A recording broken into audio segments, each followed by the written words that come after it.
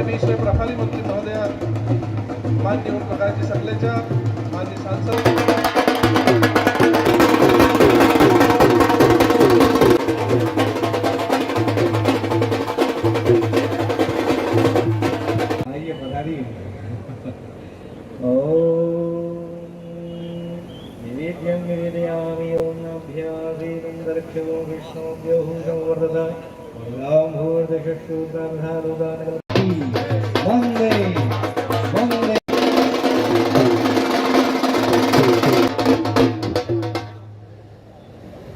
भूमि पूजन और लोकार्पण के पश्चात आज के हमारे कार्यक्रम के मुख्य अतिथिगण मंचासीन मनासा मुखर्जी मंडल के अध्यक्ष मुकेश जी डांगी, मदन जी रावत अध्यक्ष कुकड़ेश्वर मंडल, गोपाल जी गुजर मंडल अध्यक्ष रामपुरा, मनासा क्षेत्र की चिकित्सा सेवा को समर्पित क्षेत्र की प्रगति का एक बहुत बड़ा आधार है मनासा की कृषि उपज मंडी।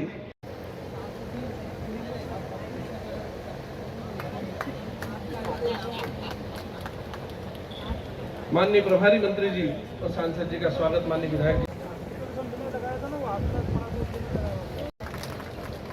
नीमच जिले के माननीय जिलाध्यक्ष भैया इधर देखो फोटो फोटो फोटो। अब मैं स्वागत के लिए कार्यक्रम का स्वागत करें।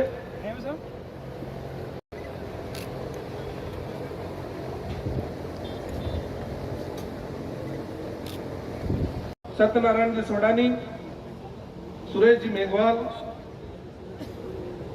दीपक जी मर्चिया, कैलाश जी देवड़ा, सत्यनारायण जी मंडवरिया। मां सरस्वती को नमन करते हुए हमारी आदरणीय सुश्री उषा ठाकुर जी के लिए जोरदार तालियां इस मंच पे, क्योंकि यही कोविड सेंटर था। एक जर्जर भवन को हमने जैसे तैसे दुरुस्त कर दिया है, कोविड सेंटर चालू किया। ताकत थी हमारी प्रभारी की कि हमने उस कोविड की लड़ाई को एक छोटी सी जगह से लड़ा, और जिस तहसील की हालत बिगड़ गई थी कोविड को लेकर, बहुत चिंता का विषय था कि हम कहां से व्यवस्था करें दवाइयों की, कहां से व्यवस्था करें ऑक्सीजन की। तो मध्य प्रदेश का पहला ऑक्सीजन प्लांट भी यहीं लगा था। 28 दिन के अंदर हमारा ऑक्सीजन प्लांट चालू हो गया। विधायक निधि तो दी, फिर मनासा के दानदाताओं ने एक रात में 24 घंटे के अंदर 35 लाख रुपया इकट्ठा करके दिया। एक बार मनासा की जनता के लिए ताली। निश्चित रूप से बहुत विलक्षण क्षण था वो, जब एक आवाज में लोगों ने इतना पैसा निकाल के दिया कि ऑक्सीजन प्लांट तुरंत लाओ, जहां मिल जाए वहां से लाओ। पत्रकारों की बराबर भूमिका रही हो इसमें, ऐसा नहीं, मैं नहीं कह रहा हूं। पत्रकारों ने भी बहुत पुरजोर मांग करी थी कि ऑक्सीजन प्लांट होना चाहिए, पर इनको भी कल्पना नहीं थी। बीच में तो कुछ पत्रकार बंधु मजाक भी उड़ाने लग गए थे कि 28 दिन में 1 महीने में कोई प्लांट लगता है क्या यार? लोग ऑर्डर नहीं कर पाते घर में वॉशिंग मशीन का, लोग वैक्यूम क्लीनर खरीदते जाते हैं, महीने भर तक घूमते हैं, दुकानों के चक्कर लगाते हैं।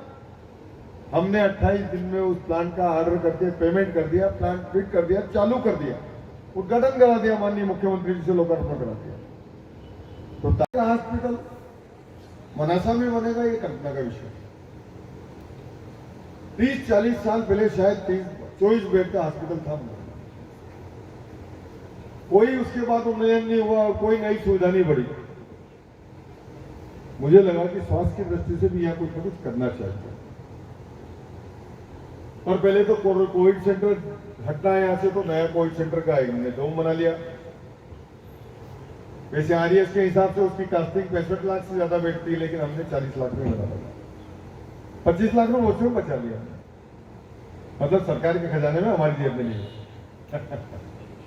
सरकार का पैसा बचा, शासन का बचा, हमारी रोगी कल्याण समिति का पैसा बचा। हमने पैसे का दुरुपयोग नहीं होने दिया। जब आप देखेंगे उस डोम का निरीक्षण करेंगे तो आपको लगेगा कि वास्तव में कोई चमत्कार ही हुआ है यहाँ पे, इतने कम पैसे में काम नहीं हो सकता, लेकिन हमने किया क्योंकि पैसा जनता का है। सरकार का पैसा भी तो जनता का पैसा है, उसका दुरुपयोग नहीं होना चाहिए। उसका सदुपयोग होना चाहिए हमेशा। और मैं लगातार यही कोशिश करता हूँ। आज मरासा हॉस्पिटल में 3000 रुपए की जांच 300 रुपए में होती है। अच्छा, मैं वीडियो देख रहा था एक कांग्रेस के नेता का, ये चुनावी वादे हैं, ये चुनाव की घोषणाएं हैं। हम आज शिलान्यास करने आए इस डोम का, इस हॉस्पिटल का 20 करोड़ का। उसका सरिया पहले ही आ गया और सामान की सब तैयारी हो गई है, कल काम शुरू हो जाएगा। पगार और फैमिली पुराण का भूमि पूजन करके आए। दिनेश भैया आप तो थे यहाँ, है ना? 1 महीने में डैम कंप्लीट हो जाएंगे। सांसद जी आप भी बात करें, माननीय सांसद, वो पगारा और फैमिली जिसका आपने भूमि पूजन किया, वो अगले 1 महीने में तैयार हो जाएंगे और बारिश में पानी भरने को तैयार है। आप कल्पना कर सकते हैं कि काम की स्पीड क्या है। 6 करोड़ का डैम पगारा 2.5 महीने में कंप्लीट हो जाएगा। 2 करोड़ का फैमिली पुराण का डैम 1.5 महीने में कंप्लीट हो जाएगा। काम की चाल ऐसी बनती है, लोग विचार करते रहते हैं। ये सब कांग्रेस के समय की बातें थी जब घोषणाएं होती थी, और ये कब पूरी होगी पता किसी को नहीं होता। 40 साल में भी वो काम नहीं हुए जो कांग्रेस ने घोषणा करी थी। वैसे काम तो कोई नहीं हुए कांग्रेस में। 60 साल पहले जब सरकार में आए थे, नेहरू जी ने घोषणा करी थी अनिवार्य शिक्षा लागू कर दो। फिर इंदिरा जी आई, उन्होंने कहा अनिवार्य शिक्षा लागू करो। फिर राजीव गांधी आए, उन्होंने कहा अनिवार्य शिक्षा लागू करो। वो तो भला हुआ अटल जी का जिनने अनिवार्य शिक्षा लागू करा दी देश में। बच्चों को मुफ्त किताबें, मुफ्त भोजन, मध्याह्न भोजन, किसान क्रेडिट कार्ड, ये सारे अटल जी के टाइम पे शुरू। उस टाइम के तो विकास गिना ही नहीं सकते आप। वो नेताजी कह रहे थे सारी टेक्नोलॉजी हम लाए हैं। टेक्नोलॉजी नहीं लाते तो देश चलता कैसे? मैंने कहा गजब के लोग हो यार, तुम टेक्नोलॉजी लाए इसलिए आज मोदी देश चला रहे, तुम नहीं लाते तो देश ही नहीं चलता। इतनी विचित्र बात है। अरे उस टेक्नोलॉजी को तुम यहां डेवलप कर लेते तो इस देश का भला होता है, इस देश का नुकसान नहीं होता। और मोबाइल में जितना पैसा हमारा देश फूकता है, दुनिया की कोई कंट्री नहीं फूकती है। सारा पैसा विदेशों को जाता है। अगर यहां टेक्नोलॉजी डेवलप कर ली होती तो हमें लाने की जरूरत थोड़ी थी। इसलिए मोदी जी ने ऐसा नहीं कहा। वैक्सीन का मामला है, उन्होंने कहा अरबों करोड़ों रुपए लग जाएंगे और उसके बाद भी ठीक नहीं होंगे तो गारंटी क्या ले लेंगे वापस उनसे। उनने अपना वैक्सीन बनाया, उनने अपनी व्यवस्था खड़ी करी और विदेशी धन तो बचाई हमने। हमारे लोगों को मुफ्त उपलब्धि करा दिया और पूरी दुनिया उस वैक्सीन के लिए लाइन में खड़ी है, कटोरा लेके हमारे सामने खड़ी है। जिस भारत देश को पूरी दुनिया में बदनाम कर दिया था कांग्रेस ने, आज भारतीय जनता पार्टी के प्रधानमंत्री जी ने देश का सम्मान पूरी दुनिया में बढ़ाया। और सम्मान बढ़े तो थाने अग्रहण माला में यूक्रेन को युद्ध देखिए जो मनुष्यों को भी बच्चों को, यूक्रेन रशिया के युद्ध में अगर माननीय मोदी जी के कहने से हमारे बच्चों के लिए युद्ध विराम हो सकता है तो आप सोच सकते हैं कि भारत के बच्चों की कितनी कदर रही वहां, भारत के झंडे की कितनी कदर रही कि उन्हें युद्ध विराम किया कि भारतीय बच्चे बाहर जाएंगे। और यहां तक कि बांग्लादेश, नेपाली, पाकिस्तान बच्चों ने भी भारत का झंडा लेके बाहर निकले और धन्यवाद दिया उसके बाद पाकिस्तान जाके, बांग्लादेश जाके कि प्रधानमंत्री हो तो ऐसा और देश हो तो ऐसा जिसके झंडे की इतनी लाज है, इतना दम है कि युद्ध विराम करना पड़ा। निश्चित रूप से ट्रीटमेंट करो भरपूर। इसलिए मेडिकल कॉलेज में सांसद जी ने पहले निवज का कराया, मंदसौर को बाद में स्वीकृत हुआ। पूछ लो बोलिए, ताली बजाओ सांसद जी के नाम से। इतना नरम दिल, इतना रहम दिल, इतना संवेदनशील सांसद है हमारे। स्वागत करें उनका, मैं स्वागत करता हूँ तहे दिल से। और मैं आपकी वजह से टाइम ले रहा था, लोगों को लग रहा है कि कब बैठेगा ये और अपना अगला काम करें। माननीय सेक्रेटरी साहब का स्वागत करेंगे। जो ना तले तो बचाओ दे भैया, अपने वास्ते ठेठ धर पाओ धर मुकाम बढ़ दिया है तो कम से कम सम्मान तो करो भैया। अच्छा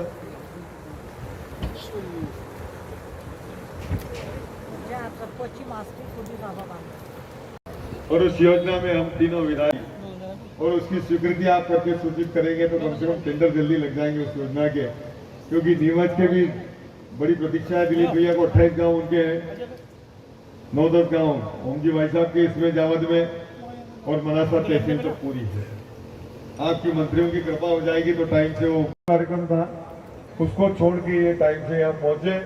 सांसद जी के साथ भी यही कुछ हुआ उनको भी अपने सारे कार्यक्रम छोड़ के आना पड़ा। और मेरे जितने अतिथि हैं, दिलीप भैया तो मेरे बड़े भाई हैं, उनको तो मैं जब चाहूँ कब ले आ सकता हूँ, तो उनने सहर्ष हाँ भरी। पवन जी भी जब चाहे हाँ बोल लेते हैं। तो सब लोग इतनी जल्दबाजी में सबने हाँ भरी और सब लोग टाइम से यहाँ उपस्थित हुए। मैं बहुत बहुत आभारी हूँ आपका, विशेष रूप से व्यक्तिगत रूप से, कि आपने इतनी कृपा करी कि आज मनासा में आप सब पधारे और मेरा सम्मान बढ़ाया। आप सब जितने भी लोग पधारे हैं उनका मैं आभारी हूँ।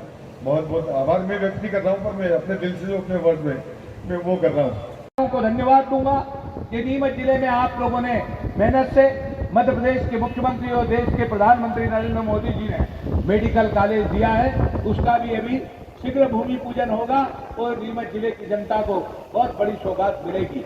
8 तारीख को हमारे महिलाओं के द्वारा समाज विकास के काम बहुत कम हुए हैं, लेकिन जब हम भारत की धरा पर आते हैं तो अहिल्या से लेकर रानी गांडील तक, झांसी तक हम स्मरण करते हैं और उनकी प्रशासन चलाने की व्यवस्था का लोहा भी मानते हैं। तो आज हमारे बीच योग संयोग कहो या ईश्वर हमेशा जूझते हैं, संघर्ष करते हैं, ऐसे सकलेजा जी हमारे बीच उपस्थित हैं। तो हमारे अपने पूर्व जिले के अध्यक्ष और वर्तमान में नीमच के विधायक ऐसे दिलीप जी हैं। तो पवन भैया को आपने सुना ही है। मंच पर हमारे पुष्कर भाई हैं, हमारे बंशीलाल जी हैं, दादा गंगाराम जी हैं, मंडल अध्यक्ष जी हैं, और जिन्हें मैं सबसे ज़्यादा स्नेह करता हूँ, या यूं कह दे कि जिनका आशीर्वाद लेके मैं कक्षा तीसरी चौथी में जिनसे पढ़ लिया हूँ गणित, ऐसे सम्मानी हमारे दिनेश जी भाई साहब भी यहाँ बैठे हैं। बहुत आदर से मैं उन्हें भी नमस्कार करता हूँ। जिले के सक्रिय ऊर्जावान कलेक्टर, एसपी सब यहाँ उपस्थित हैं और बड़ी संख्या में आप नागरिक बंधुओं, माता बहनों, पत्रकार साथियों। देखिए, मुझे बहुत ज़्यादा कहना नहीं है, लेकिन एक बात मैं बहुत स्पष्ट रूप से जानता हूं कि नरेंद्र मोदी जी जब प्रधानमंत्री बने देश के, तब उनके मन में एक कसक थी कि राज्यों को विकास के लिए बजटीय आधार को मजबूती प्रदान करना, क्योंकि वो एक प्रदेश के मुख्यमंत्री रहे थे और उस समय दौर था, डिबेट था। मैं योग संयोग से देश के राष्ट्रपति पवन मुखर्जी के साथ चाइना था, उनके हमारे भी कुछ संवाद थे उस सब्जेक्ट पर, लेकिन मोदी जी दृढ़ थे और उन्होंने भारतीय राजनीति में एक क्रांतिकारी परिवर्तन किया। और जिस तरीके से आयोग सिफारिश करके और राज्यों को अनुदान देता है, वो 32% था, उसे बढ़ाकर 42% किया। जम्मू कश्मीर बनने के बाद लद्दाख लेह की आवश्यकताओं के लिए 1% ट्रांसफर हुआ और आज 41% राशियां केंद्र से राज्यों को सीधे मिलती है। इसके अतिरिक्त कार्य योजनाएं अलग से आती है। जब बजटीय ढांचा ही नहीं है आपके पास, तो आप बातें कितनी ही कर लो। परिणाम कारक देश की स्थिति लाने के लिए बजटीय स्ट्रक्चर में आपकी मजबूत पकड़ होना आवश्यक है। मैं जब 2014 में सांसद बना तो 13,90,000 करोड़ का कुल रेवेन्यू था। मैं अपनी हर सभा में ये बात अभी रिपीट कर रहा हूं।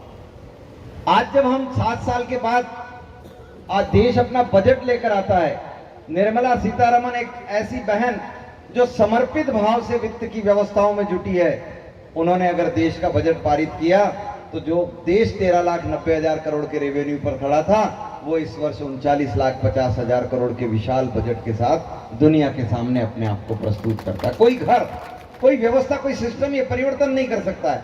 और मैं चुनौती देकर इस बात को कहता हूं कि इन 7 सालों में ये इंडियन हिस्ट्री है, हमने कोई कर लगाया ही नहीं है साहब, हमने कोई कर लगाया ही नहीं है। ये चुनौती पूर्वक मैं कहता हूं। हमने आयकर की दरों में सुधार किया, कमी किया है। हमने 16 करों को समाप्त करके कर को समेकित किया है जीएसटी के रूप में, और हमने वैश्विक बाजार को मजबूत कर दिया है कि आप भारत के साथ साझा समझौता करिए। दुनिया में उत्पादन करने वाली श्रेणियां आज भारत में उत्पादन करती है। हम make in India, make by India और मैक फॉर इंडिया की तर्ज पर पूरी पृथ्वी के उत्पादन को भारत के लिए करने में हम सफल हुए हैं। और उसी का परिणाम है कि भारतीय सेना आज दुनिया के सबसे बड़े रिफॉर्म पर खड़ी है। आज एक आदर्श स्थिति है, दुनिया में सबसे बड़ा रिफॉर्म चल रहा है भारतीय सेना में। हमने सेना का एकीकरण किया है। सीडीएस रावत सर के नेतृत्व में मेरे निजी ताल्लुकात रावत सर से रहे हैं। मैं उनके अंदर की गहराइयों को जानता हूं। देश के लिए समर्पण करने की कितनी चेष्टाएं एक व्यक्ति अपने शरीर में समाहित करके काम कर सकता है, रावत सर ने वो आदर्श उदाहरण देश के सामने रखा है। भारतीय सेनाओं का एकीकरण, तीनों सेनाएं एक नेतृत्व में आगे चलेगी, इतना ही नहीं रुकते हम, हमारा लक्ष्य लेकर चल रहे हैं कि 2030 तक दुनिया के अगर 3 युद्ध भी एक साथ झेलने पड़े, पाकिस्तान लड़ेगा तो भी, चाइना लड़ेगा तो भी, और दुनिया की और कोई ताकत आकर खड़ी होगी तो भारतीय सेनाएं 3 युद्ध एक साथ लड़ेगी, साधनों का बंटवारा किए बिना पृथक पृथक युद्ध लड़ने के लिए अपने आप को समर्पित करके आगे बढ़ेगी। रहती है मेरे पास, कुछ बड़ा काम बताओ, उसको करने की कोशिश करेंगे। तो जब हमने पेयजल के बड़े प्रोजेक्ट पर काम शुरू किया, लोग हंसते थे, लोग कहते थे, मुझे ही लिखते थे कि सांसद तो जापान अमेरिका की बात करता है। मेरा प्रयास था कि मैं जायका में जाकर जापान से उस प्रोजेक्ट को मंजूर कराने की पहल करके आगे बढ़ जाऊं, चंबल के पानी को घर घर में पेयजल के लिए लाकर खड़ा कर दूं। मुझे रिस्पांस मिला, मेरी हंसी भी उड़ी, मगर मैं आज सफलतापूर्वक इस कहानी को आगे बढ़ा पाया हूं कि जो प्रोजेक्ट जायका में गया था वो जायका ने स्वीकृत किया, सर्वे किया, मगर मध्य प्रदेश सरकार, भारत सरकार अपने तरीके से आगे बढ़ रही थी। और गजेंद्र भाई हमारे भारत सरकार के मंत्री हैं, जल जीवन मिशन लेकर आए, मोदी जी की महान योजना लेकर आए, और आज हम दावे से कह सकते हैं कि 2023 वो साल होगा, 2024 के पहले हमारे संसदीय क्षेत्र का एक भी गांव चंबल के पेयजल के लिए पानी ना आए, ऐसा हो न सकेगा। हम पिताजी कहते हैं, माताजी कहते हैं, अरे पिता की कहानी सुनाते सुनाते खुद की नहीं सुनाते, हमारी कहानी पर लगे। पर मैंने कहा चलो एक जागरूक आदमी तो है, कुछ कह रहा, तो मैंने भी सर्च मार लिया साहब। मैंने कहा हिस्ट्री क्या कहती, रेल कौन लाया था। बहुत ढूंढा साहब, परेशान हो गया, एक पेपर न मिला कांग्रेस का। रेल की पटरी तो अंग्रेज लेकर आए थे, कांग्रेसियों के अते पते नहीं थे। और उसका जो ब्रॉडगेज में कन्वर्शन वो तो मेरे बाबूजी ने किया था, डॉक्टर लक्ष्मी नारायण पांडे जी ने। आपके तो कहां आते पते थे साहब। और हिस्ट्री ये भी कहेगी कि मैं अपने संसदीय कार्यकाल में नीमच से चित्तौड़ रेलवे लाइन को डबल करा पाने में सफल हुआ हूं, वो चालू ही होने वाली है। और नीमच से रतलाम तक 1000 करोड़ से अधिक का बड़ा बजट ला पाने में सफल हुआ। कई बार लोग ट्वीट कर देते कि मैंने किया, तेने किया, लेकिन मैं कागज भी रखता हूं, रिकॉर्ड भी रखता हूं, बात करने का दम भी रखता हूं। और जब मैं नीमच गया थावरचंद गहलोत जी के मंच पर, क्योंकि आज माधव भाई ने कहा, तो मैंने कहा इस पत्ते को खोल ही दो। थावरचंद गहलोत जी खड़े थे, साथ में ही थे, लेकिन ये आवाज आ गई कि सांसद तो मंदसौर की तरफ ज्यादा ध्यान देता और नीमच की चीजें ले जा रहा है। तो मैंने कहा सेंट्रल स्कूल नीमच में लाए, ओपीएम फैक्ट्री का रिनोवेशन ताकत से कराया, रेलवे का डबलिंग करा के सक्सेस स्टोरी लेकर आ गए। मंदसौर में तो सेंट्रल स्कूल ले नहीं गए, वो तो शामगढ़ लेकर गए। रेलवे अभी मंदसौर में विकास के दौर में आएगा, जब आएगा, अभी तो यहाँ हो गया, सीआरपीएफ में यहाँ पैसा लग गया। मैंने कहा फिर ले क्या गया मैं। तो एक अखबार का समाचार था जो जाजू जी की कृपा से छप गया था साहब। उस अखबार में था कि ये सांसद लोको शेड लेकर चला गया। मैंने कहा मैं कम पढ़ा लिखा हूँ, डीआरएम बैठे थे, थावरचंद जी भाई साहब भी थे। मैंने कहा मैं कम पढ़ा लिखा हूँ, मुझे नहीं समझ पड़ता साहब ये लोको शेड क्या है। डीआरएम साहब आप ही बता दो कब चला गया। बोले साहब ये 9 साल पहले चला गया था, कांग्रेस का समय था। और लोको शेड उस शेड को कहते थे नीमच में जहाँ कोयले के इंजन आकर रिपेयर के लिए काम करते थे। मैंने कहा अटकी पड़ी है अभी, उस लोको शेड में अटकी पड़ी है। और इसने छाप छाप कर कहानी बना दी। मेडिकल कॉलेज का जब हिस्ट्री आया, मुझे काले झंडे बताए। मैं प्रशंसा करूंगा माधव भाई की, क्या जिगर से सामने आए थे। मैं प्रशंसा करूंगा दिलीप भाई की, क्या सामने किया था। रोम सकलेचा जी ने भरी सभा में बहस किया पत्रकारों। आज अगर हम बात करते हैं तो ये केवल मध्य प्रदेश नहीं, पूरे भारत की प्रॉब्लम थी बेरोजगारी, सबसे बड़ी समस्या। क्योंकि बिजली, सड़क, पानी हमने काम कर लिया और उम्मीद से ज्यादा काम किया, लेकिन आज इन सब के बाद जो सबसे ज्यादा फोकस का पॉइंट है तो वो है बेरोजगारी।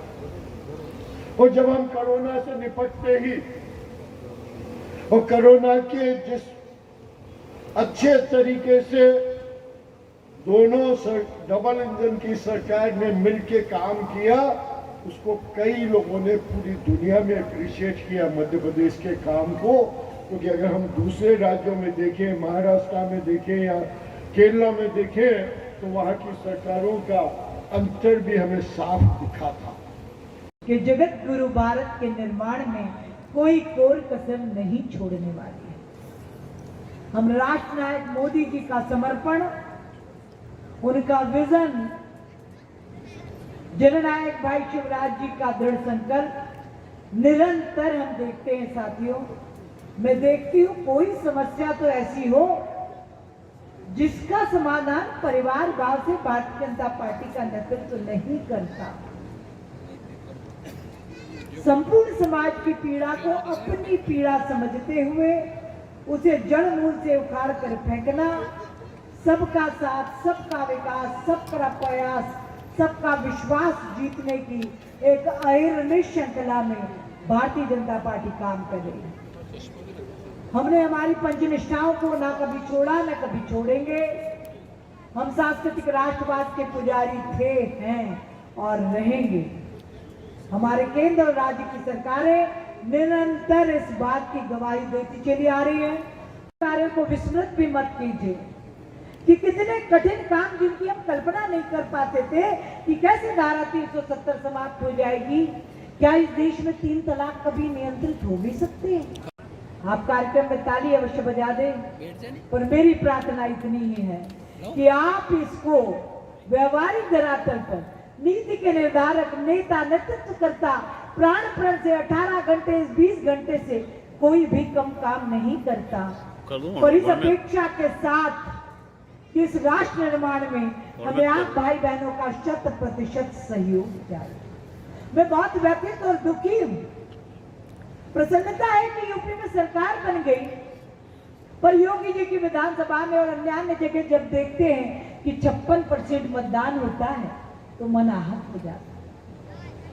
क्या आप और हम इस लोकतंत्र की रक्षा का संकल्प है? भारतीय जनता पार्टी की दूसरी निष्ठा ही लोकतंत्र है। क्या हम लोकतंत्र की प्रार्थना करना चाहते हैं? मैं बहन हूँ, बेटी हूँ, अधिकार है मुझे, जो मांगू वो मुझे मिलता है, मैं जानती हूँ।